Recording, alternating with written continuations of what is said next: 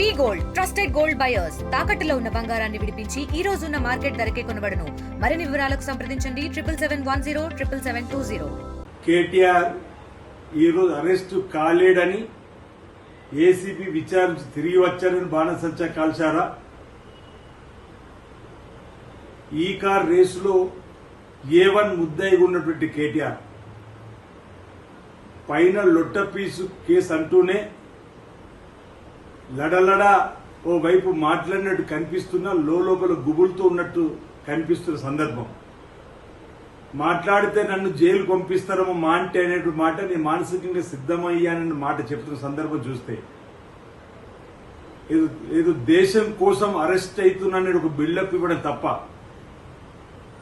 అవినీతి అక్రమాలకు care of address గా మారినటువంటి కల్వకుంట్ల ఫ్యామిలీకి ప్రజలు తగిన రెస్ట్ ఇచ్చినటువంటి సందర్భాన్ని గుర్తు చేస్తూ అసెంబ్లీ ఎన్నికల్లో మిమ్మల్ని ప్రతిపక్షానికే పరిమితం చేసిండ్రు,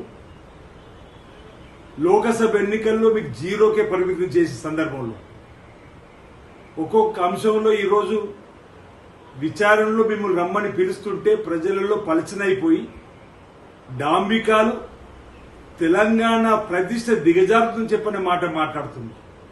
అసలు తెలంగాణ ప్రతిష్ట దిగజార్చింది మీ కల్వకుంట్ల ఫ్యామిలీ అనేది ఈరోజు తెలంగాణ ప్రజలు యావత్తు గమనించే మిమ్మల్ని పీకి పక్కన పెట్టి మీ కుర్చీని తీసి మిమ్మల్ని ఫామ్ హౌస్ గా పరిమితం చేసినటువంటి అంశాన్ని ఎందుకు మర్చిపోతుందో కేటీఆర్ అనే మాట మాట్లాడితే ఆయన మనసుతో ముఖ్యమంత్రి రేవంత్ రెడ్డి గారిని పట్టుకున్న హౌలేగాలి అనేటువంటి మాట, ఆ మాట తిరిగి హౌలేగాలి మీరేం చెప్పిన ప్రజలు అంటున్నటువంటి సందర్భాన్ని మీరు ఎందుకు గుర్తిస్తారని చెప్పిన మాట సందర్భంగా ఇప్పుడు కాంగ్రెస్ నాయకులందరూ కూడా ఇప్పటికే మీపై పోలీస్ స్టేషన్లో కేసు పెట్టినప్పుడు కూడా మీ భాష తీరును మార్చుకోకుండా ఇష్టానుసారంగా మీరు మాట్లాడే మాటలు ముఖ్యమంత్రిగా రేవంత్ రెడ్డి గారిని తులనాడేటువంటి మాటలు మానుకోకపోతే కాంగ్రెస్ పార్టీ నాయకులు మీకు తగిన బుద్ధి తగిన శాస్త్ర చెప్తారని చెప్పిన మాట సందర్భంగా చెబుతూ ఈరోజు కాళేశ్వరం పైన కూలినటువంటి కాళేశ్వరం పైన అవినీతి అక్రమాలపైన జరుగుతున్న విచారణకు సరిగా సమానం చెప్పాల్సింది పోయి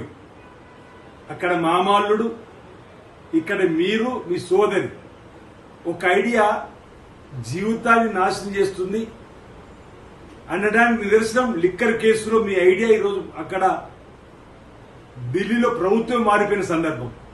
మీరా మాకు నీతులు చెప్పేదని అడుగుతాము. ఈరోజు కాళేశ్వరం,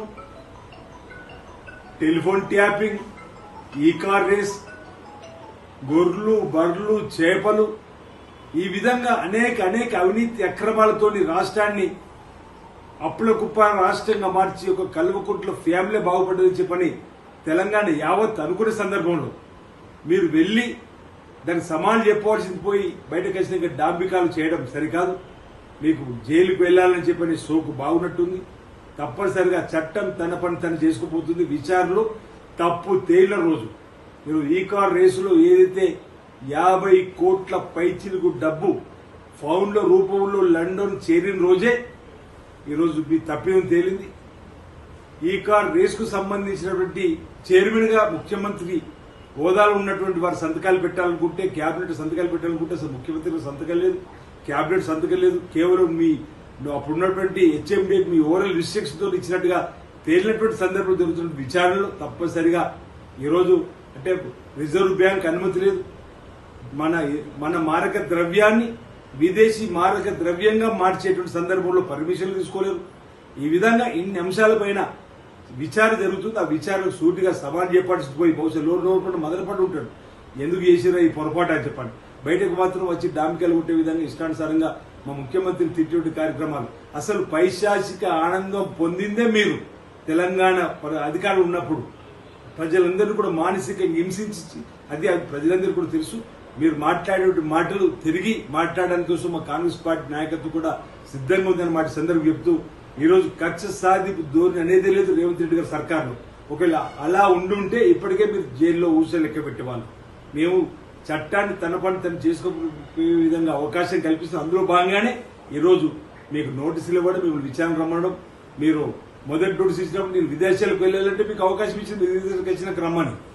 మీ తండ్రి గారు కూడా ఆరోగ్యం బాగాలేదు మళ్లీ వస్తామంటే కేసీఆర్ గారు కూడా అదేవిధంగా అనుమతి ఇచ్చినాము. మీలాగా అర్ధరాత్రి తలుపు చెక్కలు పగలగొట్టి హరీష్ రావును హరీష్ తీసుకుపోయినట్టుగా మేము తీసుకుపోతామని భావిస్తున్నాం. అలాంటిది కక్ష సాధింపు ధోరణి అనేది రేవంత్ రెడ్డి సర్కారులో ఉండదు.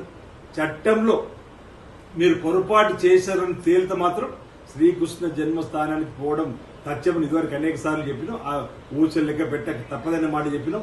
ఆ తప్పని తేలితే మాత్రం చట్టం తరఫున తీసుకుంటే అప్పుడు జరిగేటువంటి కార్యక్రమం జరుగుతుందని చెప్పనమాట చదువు తెలియస్తా ఉన్నాం.